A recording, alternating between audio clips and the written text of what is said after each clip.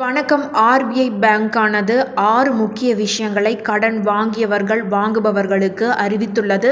அதாவது இந்திய ரிசர்வ் வங்கி சிபில் ஸ்கோரில் 6 மாற்றங்களை அறிவித்துள்ளது. இவை அனைத்தும் வருகிற 1ஆம் தேதி முதல் அமலுக்கு வருகின்றன. இந்த புதிய வழிகாட்டுதல்கள் கடன் அறிக்கையிடலை மிகவும் வெளிப்படை தன்மை ஆனதாகவும் துல்லியமானதாகவும் நுகர்வோருக்கு ஏற்றதாகவும் மாற்றுவதை நோக்கமாக கொண்டுள்ளது.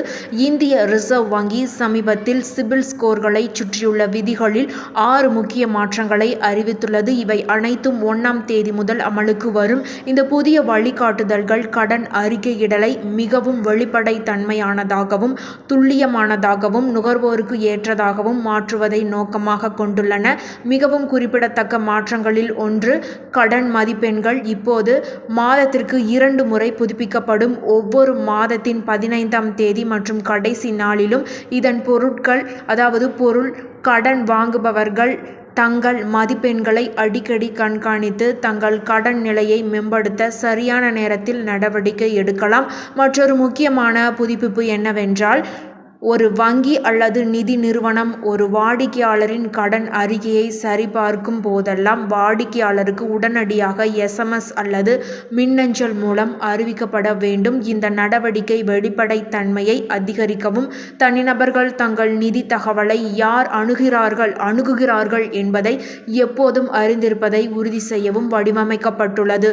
இது அங்கீகரிக்கப்படாத காசோலைகளை தடுக்கவும் நுகர்வோர் தங்கள் தரவை கட்டுப்பாட்டில் வைத்திருக்கவும் உதவும். ஒரு முக்கிய படியாக, கடன் நிராகரிப்புக்கு பின்னால் உள்ள குறிப்பிட்ட காரணங்களை கடன் வாங்குபவர்கள் இப்போது வெளியிட வேண்டும். ஒரு விண்ணப்பம் நிராகரிக்கப்பட்டால் அதற்கான காரணம் குறைந்த கடன் மதிப்பெண், அதிக கடன் அல்லது வேறு ஏதேனும் காரணியா என்பது குறித்து விண்ணப்பதாரருக்கு தெளிவாக தெரிவிக்கப்பட வேண்டும். இது என்ன தவறு நடந்தது என்பதையும் எதிர்கால கடனுக்கான தகுதியை மேம்படுத்த அவர்கள் என்ன நடவடிக்கைகள் எடுக்கலாம் என்பதையும் தனிநபர்கள் புரிந்து கொள்ள உதவும்.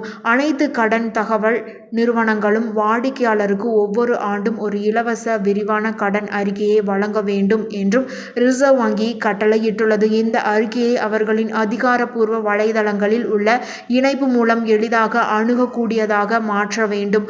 மக்கள் தங்கள் கடன் நிலையை தொடர்ந்து சரிபார்த்து அறிக்கையில் காணக்கூடிய ஏதேனும் முரண்பாடுகளை சரிபார்த்து அது அவர்களின் நிதி நிலையை பாதிக்கும் முன் சரி செய்ய ஊக்குவிப்பதே இதன் நோக்கமாகும்.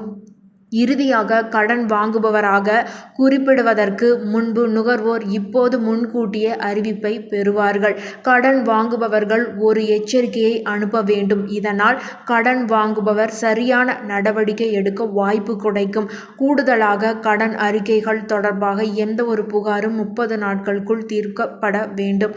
தவறினால் கடன் நிறுவனம் ஒரு நாளைக்கு ₹100 அபராதம் விதிக்கும். இந்த வாடிக்கையாளர் முன்னுரிமை கொள்கைகள் இந்தியாவில் கடன் சுற்றுச்சூழல் அமைப்பை கணிசமாக மேம்படுத்தும் என்று எதிர்பார்க்கப்படுகின்றது. மேலும் சுவாரஸ்யமான செய்திகளுக்கு நம்மளுடைய குட்டி இன்ஃபோ சேனலை சப்ஸ்கிரைப் செய்து பக்கத்தில் இருக்க குட்டி பெல் ஐகானை கிளிக் பண்ணி வச்சுக்கோங்க. நன்றி.